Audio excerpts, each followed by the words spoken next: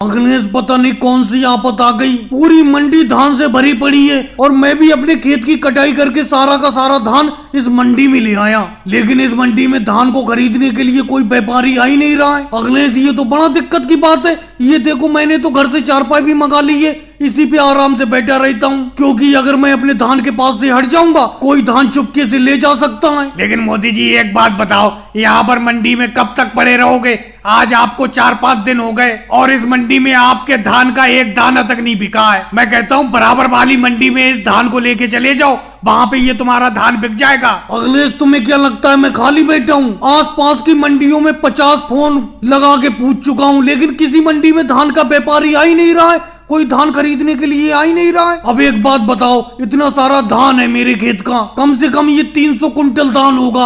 अब मैं दोबारा इस धान को लोड करने के लिए ट्रक मंगाऊं, फिर ट्रक को दूसरी मंडी में ले जाऊं, क्या मैं यही करता रहूंगा? मेरे इस धान का सारा पैसा तो इधर उधर ले जाने के बहाने में ही खत्म हो जाएगा। अरे राहुल, वो देखो एक व्यापारी आते हुए दिखाई दे रहे हैं, लगता है अपनी तरफ आ रहे हैं वो। भाई साहब, ये धान की ढेरी क्या आप ही की है? जी भाई साहब, ये धान की ढेरी मेरी ही है। बोलो क्या रेट में बेचोगे इस धान को? बोलो, अगर सही रेट में बेचो तो सारा का सारा धान आपका मैं खरीद लूंगा।